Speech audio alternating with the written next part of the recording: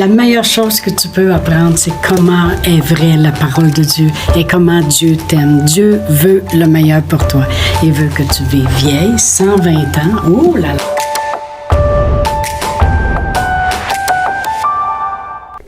Bonjour, bienvenue à Inspiration.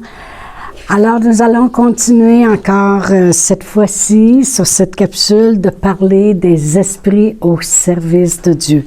Voyez-vous, lors des 2 premières capsules, on a commencé à parler des anges. Ce sont des esprits au service de Dieu envoyés pour exercer un ministère en faveur de ceux qui doivent hériter du salut. Et nous avons vu que les anges sont puissants en force. Et ça, on a vu ça là, dans le psaume 103, verset 20, qu'ils sont puissants en force et qu'ils obéissent à la voix de sa parole. On a vu aussi que parce que nous vivons dans un corps, nous avons besoin de la puissance de Dieu manifestée par les anges, par le Saint-Esprit, par sa parole. C'est pour ça, pourquoi les anges sont là, c'est juste supplémentaire. Les anges de Dieu sont envoyés pour exercer un ministère de puissance en ce qui nous concerne. Amen. Et il n'y a rien, et on a vu aussi qu'il n'y a rien dans le domaine physique qui peut les arrêter.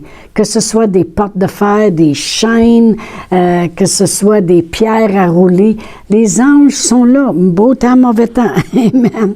Alors, ce que je veux qu'on voit aujourd'hui, c'est différentes choses, parce que je veux qu'on passe à plusieurs éléments concernant les anges. J'ai marqué, si c'est nécessaire, nous les verrons. Pourquoi je dis ça? Parce que ce n'est pas de les voir qui est important, mais c'est de savoir qu'ils sont là qui est important. Il y en a qui cherchent, oh, moi j'aimerais ça qu'un ange m'apparaisse. Oh, si je verrais des anges. Pourquoi? Pourquoi chercher toujours une manifestation tangible? Ce n'est pas de les voir qui est important, mais de savoir qu'ils sont là, envoyés. On croit la parole de Dieu, qu'on le voit de nos yeux ou pas. La foi, c'est croire qu'est-ce que la parole de Dieu dit. La parole de Dieu dit qu'ils sont des esprits au service de Dieu, puis ils sont envoyés pour nous aider, pour nous faire du ministère. Amen. Voyez-vous, c'était nécessaire que Dieu envoie un ange pour rouler la pierre quand Jésus est ressuscité des morts. Ça, c'était nécessaire, là, parce qu'il n'y a pas personne qui est là pour donner des ordres pour aller rouler la pierre. Mais par contre, ce n'était pas nécessaire que Dieu envoie un ange pour rouler la pierre quand Jésus avait déjà des apôtres là et qui donnait l'ordre d'aller enlever la pierre pour que Lazare sorte. Comprenez-vous? Quand Jésus est ressuscité des morts, c'était nécessaire qu'un ange vienne rouler la pierre. Mais quand Lazare est mort, puis que Jésus est là pour donner l'ordre, puis que les apôtres sont là pour rouler la pierre, l'ange n'a pas besoin de venir. Voyez-vous, les anges vont être là pour obéir à la voix de la parole de Dieu quand les choses nécessitent d'être manifestées. Mais si on est capable dans le naturel de faire les choses, on va les faire. Amen. Alléluia. Gloire à Dieu. Et j'ai marqué, il y a trop de gens qui cherchent à voir les anges, puis il ne faut pas. Pourquoi? Parce que dans 2 Corinthiens 11, versets 13 et 14, ça dit... l'apôtre Paul est après donné un exemple ici de des gens qui sont des faux apôtres. Il dit, ces hommes-là sont des faux apôtres, des ouvriers trompeurs, déguisés en apôtres de Christ. Et cela n'est pas étonnant puisque Satan lui-même se déguise en ange de lumière. Alors moi, je ne cherche pas à voir les anges, à les voir de mes yeux. Ce que je veux avoir la conviction, c'est qu'ils sont là si le besoin s'en présente, lorsque la parole est parlée et qu'ils obéissent à la voix de la parole de Dieu. Ça, j'ai besoin de savoir qu'ils sont là, qu'ils vont m'aider, qu'ils sont présents. Mais je ne veux pas chercher à les voir. Pourquoi? Parce que Satan, il peut se déguiser en ange de lumière, puis c'est pas lui que ça me tente de voir. Point final. Je veux pas voir un faux. Amen. J'ai marqué, Jésus ne sentait pas le besoin de voir les anges. Il était seulement conscient qu'ils étaient là. Voyez-vous, c'est pour ça que quand il a dit à Pierre, Pierre, il faut que je passe par la croix, puis que je meure, puis que je descende aux enfers. Il dit, ne sais-tu pas que je pourrais, je sais que je répète, mais c'est parce que je veux que vous compreniez quelque chose. Ne sais-tu pas que je pourrais invoquer mon Père qui m'enverrait 12 légions d'anges qui viendraient à mon service? Ce que je veux dire, c'est que Jésus, il n'était pas à la recherche de voir les anges, mais il était conscient que les anges étaient là continuellement s'il en avait besoin. Amen. Alors, c'est ce qui est important pour nous. Et c'est pour ça que Jésus a même dit à Nathanaël, il dit, « Hey, écoute, il dit, dorénavant, là, vous verrez les anges de Dieu monter et descendre. » Parce qu'il était conscient.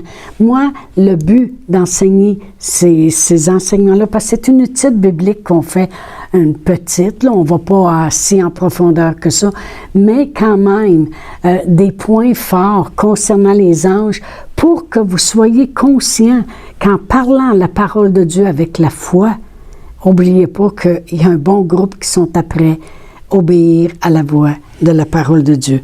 Alors Jésus était conscient, il dit, Nathanaël, il dit, dorénavant, là, il va y avoir les anges qui vont monter et descendre du ciel continuellement. Jésus en était conscient. Il n'y avait pas besoin d'y voir. Il le savait qu'ils étaient là. Amen. Et qui venaient à notre secours continuellement.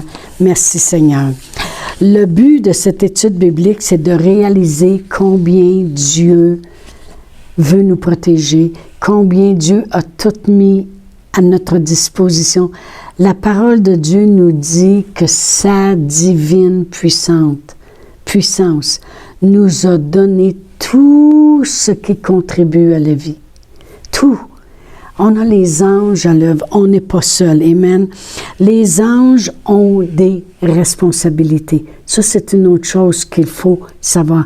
Ils ont des responsabilités. Quelles sont les responsabilités des anges? Un, d'obéir à la parole de Dieu. Ils ont cette responsabilité.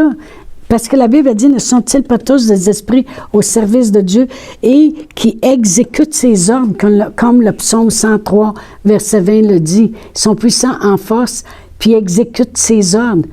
Les anges ont la responsabilité, parce que des fois, le monde, ils disent, « Ah, si Dieu veut le faire, il va le faire. » Puis on dirait qu'ils rejettent toute responsabilité, comme si nous autres, on n'a plus. On a des responsabilités. Savez-vous, les anges ont des responsabilités, eux autres aussi. La responsabilité qu'ils ont, premièrement, c'est d'obéir à la voix de sa parole. Et la deuxième, c'est de nous garder dans toutes nos voies. On a lu dans les autres capsules à propos du psaume 91. On l'appelle le psaume de la protection. Ça dit que les anges obéissent à la voix de l'Éternel. Alors, ils sont obligés et ils nous guident. Ils nous guident, ils nous gardent, ils nous protègent, ils prennent soin dans toutes nos voies. Ils nous porteront même sur les mains de peur que notre pied ne heurte contre une pierre. Alors les anges ont des responsabilités de nous garder dans nos voies. Ils ont la responsabilité d'obéir à la voix de sa parole. Amen. Dans Acte 16, je ne vais pas lire tout le contexte, mais du verset 23 à 26, on a l'histoire de Paul et Silas qui étaient en prison. Et c'est pas étonnant que Paul et Silas, qui chantaient des louanges à Dieu et que les prisonniers les entendaient tellement qu'ils chantaient fort les louanges à Dieu puis qu'ils priaient, ils parlaient la parole de Dieu, les anges se sont mis à l'œuvre. Amen. Et ils sont venus ébranler les fondements de la prison.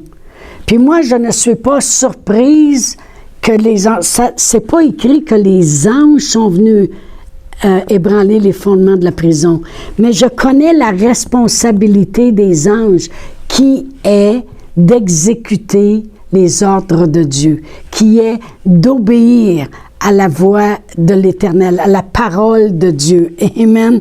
Et d'exécuter ses ordres. Amen. Alors, je sais que c'est les anges qui sont venus effondrer, ébranler les fondements de la prison, puis que les portes se sont toutes ouvertes. Il n'y a rien qui résiste dans le naturel aux anges. Et pourquoi je le sais? Parce que c'est pas la première fois que les anges se tiennent en prison.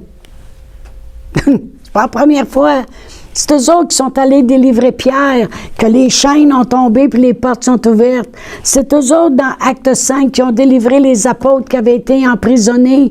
Et quand que les huissiers sont arrivés le lendemain pour les faire sortir de prison, pour les emmener, pour les juger, ils étaient déjà sortis parce qu'ils avaient sorti d'ennui grâce aux anges. Alors, c'est pas la première fois que les anges se ramassent en prison. Alors, je le sais que c'est eux qui sont allés ébranler les fondements de la prison pour que les portes se rouvrent. Amen. Gloire à Dieu. Les anges sont là pour délivrer les coupables quand ils ne sont pas coupables, puis qui ont la foi. Amen. Si un coupable n'est pas coupable et qui a la foi, les anges sont là pour le délivrer. Amen. Que font les anges? Ils nous délivrent, ils nous protègent, mais aussi ils vont au-devant de nous. Ils vont au-devant de nous. Dans Éliézer. Amen. Abraham lui a dit, Eliezer, mon serviteur, va dans ma patrie, va chercher une femme pour mon fils. Et ça dit, dans Genèse 24:7, ça dit, l'Éternel, le Dieu du ciel, qui m'a fait sortir de la maison de mon père et de ma patrie, qui m'a parlé, qui m'a juré en disant, je donnerai ce pays à ta postérité, lui-même enverra son ange devant toi, et c'est de là que tu prendras une femme pour mon fils. Il dit, lui-même, il va envoyer son ange devant toi pour préparer les choses. Les anges vont au-devant de nous préparer les choses. Merci Seigneur. Tu déménages dans une autre ville, tu parles la parole de Dieu, les anges vont aller commencer à préparer des choses. Amen. Ils vont au-devant. Abraham, c'est un homme de foi, puis il croit que les anges sont à l'œuvre. Parce qu'Abraham, il dit, lui-même enverra son ange devant toi et c'est de là que tu prendras une fille. C'est Abraham qui parle à Eliezer, puis il dit, va dans ma patrie, va chercher, puis il dit, crains pas, l'Éternel, il va envoyer son ange aller préparer les choses. Merci Seigneur pour les anges à l'œuvre envoyés d'avance. Moïse aussi, dans Exode 23:20, un ange va au-devant de lui. Ça dit dans Exode 23:20, « Voici, j'envoie un ange devant toi pour te protéger en chemin et pour te faire arriver au lieu que j'ai préparé. » Voyez-vous, les anges travaillent. Merci Seigneur que quand on parle la parole de Dieu, les anges sont à l'œuvre et vont aller préparer les choses. Il y a des gens que je sais qui vont déménager. S'ils parlent la parole de Dieu, les anges vont aller préparer un nouvel emploi, la maison qui doit rester, les écoles où les enfants doivent aller. Les anges sont envoyés devant nous pour nous protéger en chemin et nous faire arriver au lieu que Dieu a choisi. Merci pour l'intervention des anges, amen. Ils ont comme un GPS, une carte routière à l'intérieur d'eux, et puis ils savent exactement où aller pour te faire arriver à la bonne place. Il nous protège Daniel dans Daniel 6:22, parce que lui, il a continué de vouloir obéir à Dieu au lieu d'obéir aux autorités. Amen. Faut connaître la parole de Dieu, vous savez. Eh bien, il a été jeté dans la cage au lion. Et puis, la parole de Dieu a dit que quand le roi est arrivé le lendemain, il a dit, Daniel, t'es-tu encore en vie? Parce que ça, il faisait de quoi, dans le fond, de l'avoir jeté là? Et puis, Daniel, il dit, ne crains pas, ô roi, je suis ici. Fait que là, ils l'ont fait sortir. Puis, voici ce que Daniel lui a dit. Il a dit, mon Dieu a envoyé son ange et fermé la gueule des lions, qui ne m'ont fait aucun mal, parce que j'ai été trouvé innocent devant lui, et devant toi non plus, ô roi, je n'ai rien fait de mauvais. Alors les anges sont envoyés au-devant de nous, sont envoyés pour fermer la gueule des lions. Imaginez-vous comment ils sont puissants. Et regarde le lion, tiens-toi fermé, il va dormir. Mais quand les anges ont ressorti de cette cage-là, par exemple, et que le roi a fait jeter dans la cage aux lions ceux qui avaient mis Daniel là, les lions les ont mangés sur le coup. Amen. Alors vraiment, les anges sont puissants. Et dans le psaume 34:8, ça dit « L'ange de l'Éternel campe autour de ceux qui le craignent et les arrache du danger. » Alors, si le mot craindre, c'est le mot révérence. C'est vraiment une révérence devant Dieu. Que la parole de Dieu pour toi, c'est de l'or en barre. C'est vraiment quelque chose de précieux parce que Dieu le dit, il va l'accomplir. Puis tu as une révérence pour les choses de Dieu. Eh bien, la Bible dit que l'ange de l'Éternel, il campe autour de ceux qui craignent l'Éternel et il les arrache du danger. Il y avait un homme qui confessait toujours le psaume 91. Comme j'ai dit, c'est le psaume de la protection. Je ne sais pas comment il y a de versets, je pense qu'il y en a 16. Je les sais toutes par cœur. Quand on part en voyage, ou bien des fois, je pense à mes petits-enfants ou quelque chose, je le récite au complet. Et cet homme-là avait l'habitude de toujours parler le psaume 91. Et un jour, son fils, il avait à peu près 12-13 ans, il s'en allait sur sa planche à roulettes sur le trottoir. Et puis, il y a une petite vanne, une minivan qui a arrêté. La porte du côté s'est ouverte. Puis un homme assez costaud a sorti de là, puis il s'est avancé vers son fils, comme pour le prendre. Il ne sait pas qu'est-ce qu'il voulait se faire. Le petit gars, il a arrêté sur sa planche à roulettes, puis il est resté figé. Puis quand l'homme, il a regardé le petit gars, c'est comme s'il avait frappé un mur. L'homme, il a eu comme un instant d'effroi, il a reviré de bord, il est rentré dans la vanne et il s'est sauvé. Et on sait, on le sait parce qu'on n'a pas besoin de le voir, mais on est conscient qu'il y avait des anges qui protégeaient. Puis ce que l'homme a vu, c'est pas le petit gars qui avait là, c'est l'ange qui était à côté. Puis c'est pour ça qu'il y a eu une peur dans le visage, puis il a rentré dans sa vanne. Vous allez dire, oh, ben ça, c'est toi qui décides de le croire. C'est la parole de Dieu. C'est clair et net. C'est la parole de Dieu. C'est les versets de la parole de Dieu qui nous disent que les anges obéissent à la voix de la parole. Puis si tu parles la parole de la protection, puis tu le crois dans ton cœur, les anges vont aller le faire. Il y avait un autre homme que j'ai lu dans un livre de témoignages de gens protégés qui lui-ci confesse continuellement le psaume 91 parce qu'il est gardien dans une école, puis avec tout ce qui se passe, il confesse son psaume 91 à tous les jours. Et il y a un tueur qui est rentré dans l'école. Puis lui était dans une de ses offices en arrière où il va chercher tous ses instruments de travail. Et puis, quand il est sorti de l'office avec son chariot il nettoyait, là, il fait un manager, je ne sais pas comment vous appelez ça, là. Et puis, lui, il est sorti de là, puis il dit, le gars, il est arrivé face à lui avec son gun dans les mains, avec son fusil, puis il a tiré, puis il dit, la balle, elle a passé comme sur le côté, puis ça l'a fait beaucoup de sang, puis lui, le coup, il a tombé à terre, puis là, le sang, il était autour de lui. Le gars pensait qu'il l'avait atteint. Le gars, il a tout simplement continué, puis il est sorti de l'école, puis il est parti. Mais quand il s'est relevé, il s'est aperçu que la balle avait juste effleuré son front, mais assez pour faire croire au gars qu'il l'avait atteint. Mais non, la protection de Dieu était là, puis la balle. Il dit, c'était impossible qu'il manque, il était au bout du couloir, direct en avant de moi. Et puis il dit, c'est la balle a passé juste à côté. Mais avec le coup que ça a donné, puis le sang qui s'est répandu, le gars était sûr qu'il l'avait atteint. La protection de Dieu était sur lui. Merci pour les anges à l'œuvre. Merci qu'ils sont puissants. Merci qu'ils obéissent à la parole de Dieu. Non seulement Dieu fait sa parole, mais les anges sont à l'œuvre pour nous.